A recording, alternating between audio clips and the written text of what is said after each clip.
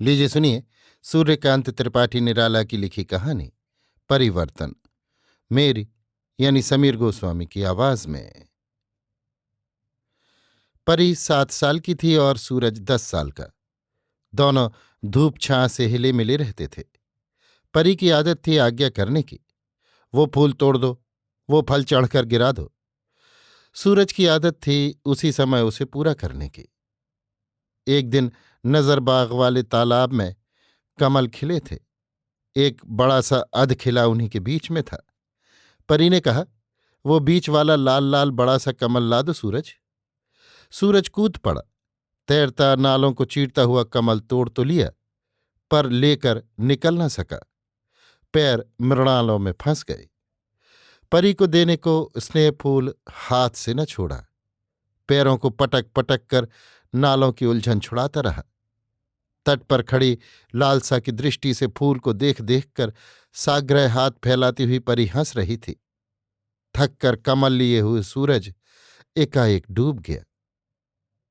परी दौड़ती हुई कोठे पर मां के पास गई और हाँफती हुई बोली, सूरज मेरे लिए फूल तोड़ने को तालाब में तैरा था, डूब गया है। खबर फैली। लोग दौड़ पड़े। सूरज को निकाल लिया। उसकी मुट्ठी में तब भी कमल बंधा हुआ था। पेट से पानी निकाला गया, मुंह फूंका गया, सांस चलने लगी। कई साल बीत गए। परी अब 10 साल की है। पुस्तकों के साथ नृत्य गीत की भी शिक्षा उसे दी जाती है। माता के संस्कार चापल्य की उस विद्युत में प्रवेश करने लगे हैं। उसकी माता एक समय कलकत्ते की सुंदरी वैश्या थी। अब राजा महेश्वर सिंह की रक्षिता है। ये कन्या राजा साहब के औरत से पैदा हुई है। इसका नाम है परिमल कुमारी। इसने इसे राजा साहब तथा उसकी मां परी कहते हैं। परी की मां के नाम राजा साहब ने एक अलग जायदाद लिख दी है। बड़े से अहाते के अंदर चारों ओर से जल भरी खाई है। बीच में कोठी, शिव मंदिर, बगीचा, फुलवाड़ी, राजपथ आदि प्रासाद के अनुरूप और सब कुछ। परी की माता शान में रानी साहिबा से बढ़कर रहती हैं। परी का खर्च कुंवर साहब से ज्यादा है। सूरज ड्योढ़ी के जमादार शत्रुघ्न सिंह का लड़का है। शत्रुघ्न सिंह किसी तरह नौकरी से गुजर करते हैं।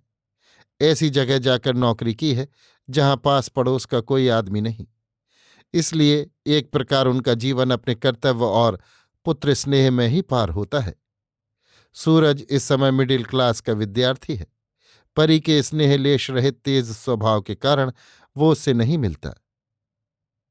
पुनः वो मिडिल क्लास में पढ़ता है। परी से वो ऊंचे दर्जे में, ज्यादा पढ़ा हुआ है। इसका विचार परी नहीं करती। जो काम उससे करवाती है उसके कारण वो लाज से मुरझा जाता है, इसलिए नहीं जाता। प्रायः परी के निकलने के समय कोठी में नहीं रहता। उधर लोगों से आदर तथा सम्मान प्राप्त कर परी के स्वभाव में सम्मान्य राजकुमारी वाला गुरु गहन भाव इतनी ही उम्र में दूब की जड़ की तरह फैलने लगा। एक सूरज को छोड़कर और सब उसकी इज्जत करते हैं, उसकी आज्ञा मानते हैं, उसके नौकर हैं। सूरज परी का शासन नहीं मानता। ऐसा विचार उठते ही वो सूरज को बुलवाती है। पर सूरज उस समय या तो गढ़ के बाहर किसी सहाध्यायी मित्र के साथ पढ़ता होता है, या स्कूल गया होता है, या खेलने के लिए निकला होता है। ठीक 12 बजे दोपहर को सोचकर इतवार के दिन परी नीचे उतरी। सूरज उस दिन पिता के साथ भोजन कर रहा था। एक नौकर चुपचाप दौड़ाकर दे खाने के लिए भेजा। लौटकर नौकर ने कहा, है भोजन कर रहा है, अभी ले आओ, ना आए तो कान पकड़कर ले आओ। हुक्म हुआ। नौकर दौड़ा हुआ गया और सूरज के बाप से कहा कि परी बहुत जल्द सूरज को बुलाती हैं, भेज दो, नहीं तो दिखाने के लिए कान पकड़कर ले जाना होगा। सूरज का बाप आंसू पीकर रह गया। संभल कर कहा, लड़के को फिजूल परेशान करती हैं, क्या काम है? कुछ नहीं, नौकर ने कहा। गेंद धूप में फेंक दिया है और हठ है कि सूरज आकर उठा कर दे। सूरज ने कहा, बाबू, मुझे इस तरह गेंद उठाकर देते हुए लाज लगती है। ठाकुर शत्रुघ्न सिंह की आंखों से आग निकलने लगी। कहा, हम नौकर हैं, हमारा लड़का नौकर नहीं, और हम भी गेंद उठाने की नौकरी नहीं करते, तलवार बांधने की करते हैं। जाओ, राजा की मां से कह दो। नौकर परी के पास लौट आया। कहा, सूरज ना आवेगा, शत्रुघ्न सिंह बिगड़ रहा है। परी की आंखें लाल हो गईं, पर शत्रुघ्न सिंह वहां के सिपाहियों का अफसर था। वो भी कुछ डरती थी, इसलिए मां के पास नालिश करने चली। इधर से नौकर भी चला। परी और नौकर की बातें सुनकर पूजा समाप्त करके आई हुई पहले कामलता दासी, अब श्रीमती रानी कामलता देवी तिनक कर द्रुतपद राजा साहब के कमरे में गईं। राजा साहब का स्थायी निवास उन्हीं की कोठी में रहता था, और आंखों की पुतलियों को भौं के पास तक चढ़ाकर एक झटका गर्दन का देती हुई बोली, ये तो न होगा। सुना, तुम्हारी परी कभी कभी सूरजवा को बुलाकर खेलती है। इससे उनके पिताजी की महान मर्यादा जाती रहती है, क्योंकि उनके पुत्र अब दफ्तर के बाबू की जगह लेने वाले हैं। मैं पूछती हूं, ऐसे आदमी को रखने से फायदा? फायदा क्या है? उसको निकाल दो। राजा साहब ने आज्ञा दी। रानी कमला देवी ने कहा, परी के सामने पिता और पुत्र दोनों के कान पकड़कर गढ़ से बाहर कर दो। पुरस्कार की लालसा से दो सिपाही शत्रुघ्न सिंह के मकान की तरफ दौड़े। परी हंसती हुई वहीं से देख रही थी। दोनों जैसे के वैसे ही लौटते हुए देख पड़े। परी को साथ लेकर रानी कामलता देवी के पास जाकर कहा, वे लोग पहले ही से फाटक के बाहर निकल गए और सरकारी थाने में जाकर बैठे हैं। हरगोविंद से शत्रुघ्न सिंह कह गए हैं कि थानेदार को साथ लेकर कल 4 अज समझा जाएंगे। 7 वर्ष और पार हो गए। परी अब 17 साल की परी हो गई है। राजा महेश्वर सिंह इस समय राजा और ताल्लुकेदारों में बड़े जोरों से समाज सुधार कर रहे हैं। संवाद पत्रों में इस कार्य के लिए कभी कभी उनके दिए दान की तालिका प्रकाशित होती है, और जिस सभा में समाज की बुराइयों पर उनका भाषण होता है, लोग तालियां पीटकर अपनी सहानुभूति प्रकट करते हैं। देश के राजा रईसों के बिगड़ेल समाज सुधार के शंख स्वरूप रूप के अंधे कुंवर लोगों ने एक वाक्य से राजा महेश्वर सिंह का समाज प्रेम स्वीकृत कर लिया है। प्रायः उनकी कलकत्ते वाली कोठी में एकत्र होते हैं और परी के रूप में जलकर सहानुभूति की राख उसके पिता की आंखों में झोंक कर चले जाते हैं। राजा महेश्वर सिंह की इतनी उदारता, दान मान और समाज सुधार का फल ये न हुआ कि किसी कुंवर से वो परी का विवाह कर पाते। अधिकांश कुंवरों के पिता जीवित थे। पिता की मृत्यु न होने तक विवाह के लिए कुंवर लोग अपनी सम्मति नहीं दे सकते। राजा महेश्वर सिंह जी को बातचीत पड़ने पर समझा देते थे। 2 साल से राजा महेश्वर सिंह भी उनमें से किसी के पिता के मरने की प्रतीक्षा कर रहे हैं, पर परी के दुर्भाग्य से अभी तक सब जी रहे हैं। रावनगर, घनपुर, कटहर, बिड़ासी, पाटन, बहेड़ा, भुजेल, गजखान, कुम्हड़ौरा, तिरपट, सकौटा आदि आदि की नवीन गद्दी आबाद नहीं हुई। कुछ दिनों से उन्हें महाराज प्रताप नारायण सिंह चंदपुर से आशा हो रही है। रानी कामलता देवी की भी इच्छा है कि परी का विवाह यहीं हो। राजा साहब को भरोसा इसलिए है कि महाराज चंदपुर को बंगाली सभ्यता बहुत पसंद है।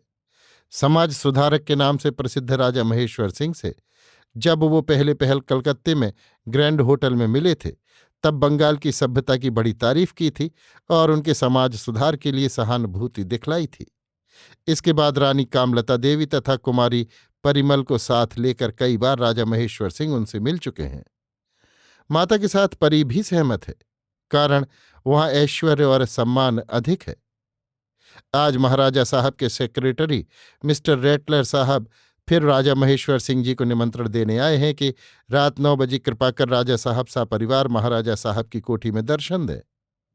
सापरिवार राजा साहब महाराजा साहब के साथ भोजन कर रहे थे और कोई न था। भोजन में राजाओं के साथ सम्मिलित हो भी नहीं सकता था। राजा साहब ने महाराजा साहब को गौर से परी की ओर देखते हुए देखकर आशा से पुलकित होकर कहा, महाराज, अगर एक संबंध बंगाल में भी करें तो अच्छा हो। प्रांतीय सौहार्द इस प्रकार बढ़ता रहे। मेरी इच्छा तो है, महाराजा साहब ने परी को देखते हुए कहा। रानी कामलता देवी ने मुस्कुराकर कहा, आप मेरी परी से विवाह कीजिए। बड़ी सभ्यता से महाराजा साहब ने कहा, आपकी आज्ञा मुझे शिरोधार्य है। दिन ठीक करने को एकांत में महाराजा ने आज्ञा दे दी। लौटकर राजा महेश्वर सिंह ने कामलता देवी से कहा, पहाड़ी हूस है, परी को देखकर पागल हो गया है, हमें तो अपना मतलब गांठना है। विवाह से पहले महाराजा साहब ने कहला भेजा कि आप तो समाज सुधारक हैं, विवाह में व्यर्थ खर्च क्यों किया जाए, वही रकम जिस सार्वजनिक संस्था को आप कहें दे दी जाए। प्रस्ताव राजा को भी पसंद आया, फिर पंडित लोग महाराजा साहब की तरफ के, जो एक पग इधर से उधर होने वाले न थे, बोले, हमारे महाराजा का विवाह तो उसी ढंग से होगा जो रीत हमारे यहाँ प्रचलित है। उदार राजा महेश्वर सिंह ने यह भी मंजूर कर लिया। विवाह का दिन जहां तक शीघ्र किया जा सका स्थिर किया गया। राजा साहब को महाराजा साहब के यहाँ की सभी प्रथाएं मंजूर करनी पड़ी। इसलिए विवाह के दिन राजा साहब को अपने कुछ आदमियों, रानी कमला देवी तथा परी के साथ महाराजा साहब के ही मकान जाना पड़ा। राजा साहब अपनी तरफ से कोई ब्राह्मण पंडित नहीं ले गए थे। उन्हें ब्राह्मणों के मंत्रों पर विश्वास न था। मंत्रोच्चार के समय ब्राह्मणों को दासी ग्रहणम कई बार कहते हुए सुनकर राजा साहब चौंके, पर संस्कृत अच्छी पढ़ी न थी। सोचा ये भी कोई रीत ही यहाँ की होगी, इस विचार से चुप हो रहे। कन्यादासी समर्पण से दासी ग्रहणम सब पूरा हो गया। प्रधान पंडित ने कहा, राजा महेश्वर सिंह जी ने हमारे महाराज को दासी रूप से अपनी कन्या का समर्पण किया है। राजा साहब को शब्द बड़े बुरे लगे।